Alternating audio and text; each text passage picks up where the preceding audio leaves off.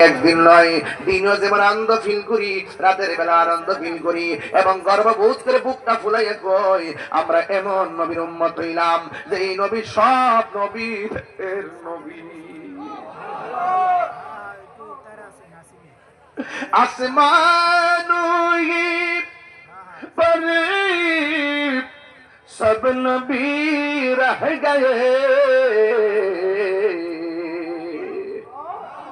अर्शे आज़म पे पहुंचा हमारा नबी सबसे आला हमारा नबी सबसे बाला आला हमारा नबी। বন্ধু বন্ধুরে আল্লাহ কই তোমরা রহমত পেলে আনন্দ করো, এই জন্য আওয়াজ করে আমার নবীর রহমত কোনো সন্দেহ আসেনি। বন্ধুরে আমার কি ভাষায় ওয়াজ করবো আমি খুঁজে পাই না রে। নবীর শান আমি কি বাড়াবো? নবীর শান বাড়াইছে একজন, জবান খুলে বলুন না তিনি কে।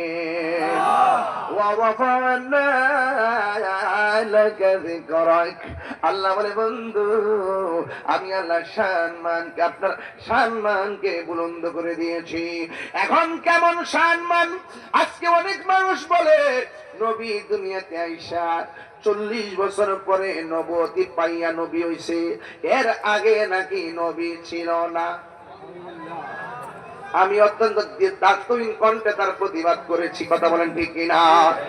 আমি বলেছি নবী দুনিয়াতে আইসা নয়, মা আমেনার মাঝে আসার আগে নবী ছিল।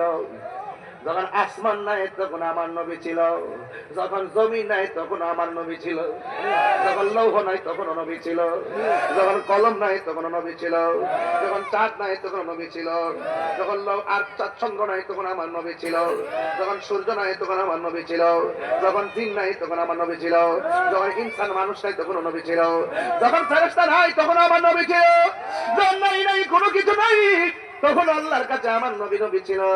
দুনিয়াতে মা আমাদের মাঝে আসার আগেই নবী, এই জন্য আমার নবী দুনিয়াতে আইসা 40 বছর আগে 40 বছর পরে নবী হইয়া নবী হইছে। এই কথা যারা বলে এর আগে নাকি নবী ছিল না, এর মানে প্রমাণ হয়ে গেল ওরা নবীর উম্মত হইতে পারে নাই।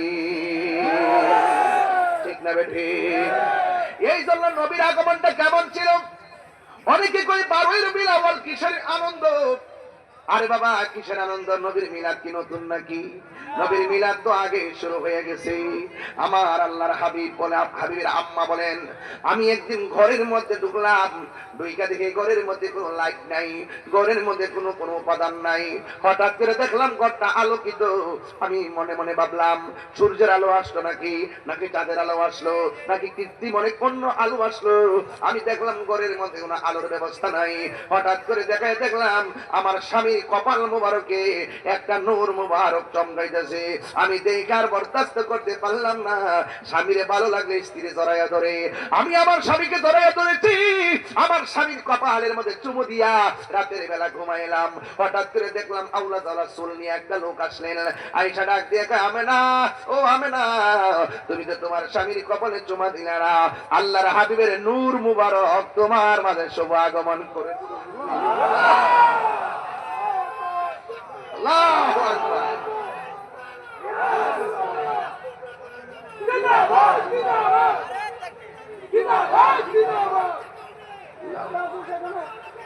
মা আমেনা বলেন আমি জিজ্ঞেস করলাম কে গো, আপনি আমার ঘরে এসে আমাকে এমন একটা সুন্দর সংবাদ দিলেন, আমার চিনো না?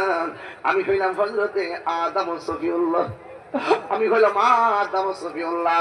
আল্লাহ আমারে পাঠাইছে এই মিলাদের সংবাদটা দেওয়ার জন্য। জোরে জোরে কি সুবহানাল্লাহ বলা যাবে না?